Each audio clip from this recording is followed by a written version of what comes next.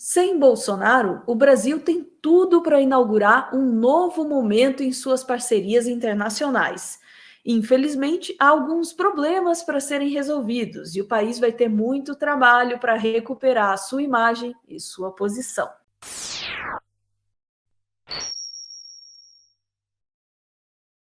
Olha só, o mundo tem problemas que só o Brasil pode resolver. Vamos falar sobre isso logo mais. Só que aí o mundo precisa contar com a boa vontade do Brasil. Se o Brasil, numa hora dessas, souber ser esperto, extrair vantagens para si, melhor ainda. Agora, eu é que não vou ficar falando desse assunto, Ana, sem recorrer a quem entende de verdade. E o melhor nessa cobertura, não tem jeito. O melhor que nós temos no Brasil é o Jamil Chad. Então, estamos com o texto dele aí, Ana, ou não? Estamos sim. Brasil sinaliza volta ao palco internacional em momento de crise mundial.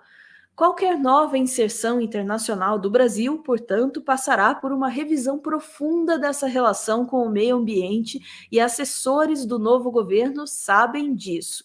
Mas apenas adotar um novo discurso não será suficiente. O mundo vai cobrar do novo governo a cada mês resultados concretos para a redução do desmatamento. Ciente dessa pressão, Lula costura um tratamento de choque internacional. De um lado, quer criar uma aliança com outros países emergentes para a defesa das florestas, com recursos dos países ricos e uma ampla cooperação internacional. Sua equipe também planeja sediar no Brasil uma conferência sobre o clima. Uma possibilidade poderia ser levar ao país a COP30, Conferência da ONU sobre o Clima, em 2025. Então, primeira coisa, tá? Primeira coisa, começar a levar o assunto meio ambiente muito a sério, senão não tem como ser respeitado pela comunidade global, não tem como conseguir bons acordos comerciais e as coisas não vão dar certo pra gente. E aí você lembra, Ana, de todos esses heróis da Marvel, do Leonardo DiCaprio, todos esses gringos aí, olhando pro Brasil e pedindo, pelo amor de Deus, Bolsonaro, não, né?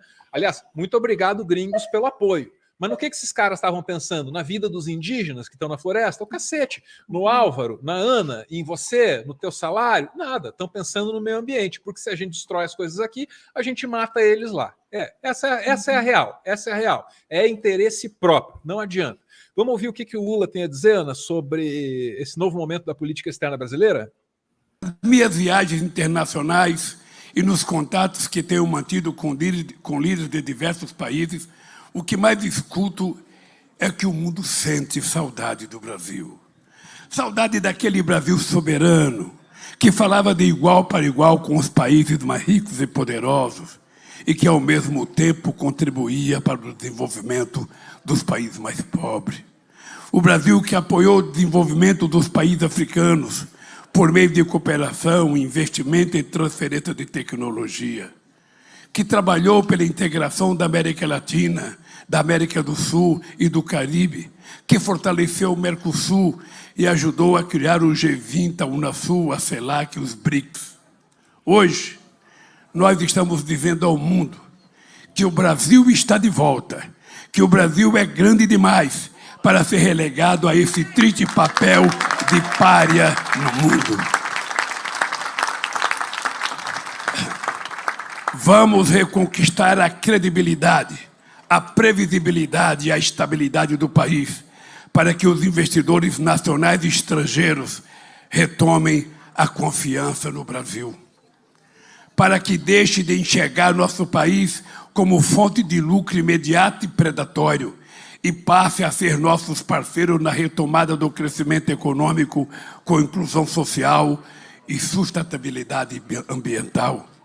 Queremos um comércio internacional mais justo, retomar nossas parcerias com os Estados Unidos e a União Europeia em novas bases. Não nos interessa acordos comerciais que condenem nosso país a eterno papel de exportador de commodities e de matéria-prima. Vamos reindustrializar o Brasil, investir na economia verde e digital, apoiar a criatividade dos nossos empresários e empreendedores. Queremos exportar também inteligência e conhecimento. Pois é, não dá para fazer essas coisas que ele disse aí no finalzinho sem cooperação internacional. Não tem jeito, precisa, né? A gente não vive sozinho nesse mundo, precisa de parcerias, e essa ideia assim de isolamento, Ana, de erguer muro ao invés de ponte, isso não está funcionando, né? Dá para ver com o Trump dos Estados Unidos, né? O Eduardo Moreira colocou muito bem, Ana, o nosso novo momento ali no cenário internacional, sabe? A gente tem muito a oferecer para o mundo precisa da gente, então tem que ser esperto e dizer, olha, a gente pode negociar aqui e tal, a gente está numa posição de vantagem, Ana. É só não ter um maluco no comando. Ele tem um produto que atende aos maiores problemas do mundo hoje. E é isso que a gente tem que ter na cabeça. O Jamil sempre falou isso. Quais são os maiores problemas Jamil é o Jamil Chad, né? Você vê que ele não é referência só aqui. Jamil é foda. do mundo hoje? Basicamente são dois. O clima e a fome. Basicamente, os dois maiores problemas do mundo hoje são o clima, a mudança climática e a fome. Como a gente vai produzir alimento para alimentar o mundo inteiro? A gente está falando do país que tem a maior floresta do mundo, que tem uma das maiores costas do mundo, e está falando do país que tem a maior quantidade de terra agriculturável do mundo, segundo o maior produtor de alimento, maior exportador de um monte de coisa. Então, isso, gente, isso é uma moeda de barganha num mundo como esse para tudo. Para sentar, para ter um assento no Conselho de Segurança da ONU, que é importantíssimo, que o Lula sempre batalhou tanto por isso, para fazer parte dos G8, G20, dos países que decidem as coisas, porque eles dependem do Brasil agora. Então é muito importante e é impressionante como o Bolsonaro conseguiu, nesse momento de mundo, destruir a nossa diplomacia. No momento onde diplomacia é a palavra de ordem, no momento onde a ordem mundial está sendo absolutamente... Olha, desculpa só interromper, mas ele disse é impressionante. Eu não me impressiono, né? Porque eu e a Ana, nós estudamos muito a obra do Olavo de Carvalho para poder combatê-la. Infelizmente. Né? E aí, você sabe que a política externa brasileira foi entregue, no primeiro momento, para um dos olavetes mais abublebles que o olavismo já produziu.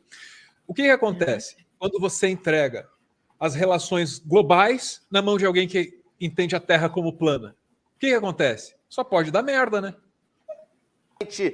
Mexida e alterada, o Brasil, que sempre teve um papel importante na diplomacia e que ganhou tanto espaço com Celso Amorim, principalmente, ele virou um nada. Ele não é convidado para os lugares, ele não é ouvido. As pessoas têm vergonha das falas dos nossos diplomatas que têm que replicar essa ideologia de Damares. As nossas falas na ONU têm sido falas iguais às que a gente tem ouvido da Damares. Então, nesse momento de Brasil, nesse momento de mundo, o Brasil tem os produtos mais valiosos para o planeta. E isso, em termos de diplomacia, pode significar para o Brasil um posicionamento nessa nova ordem mundial de protagonista. E eu tenho certeza que o Lula vai saber aproveitar bem isso. E você, Ana, tem certeza, não? Olha, tudo indica que sim, sabe? Em termos de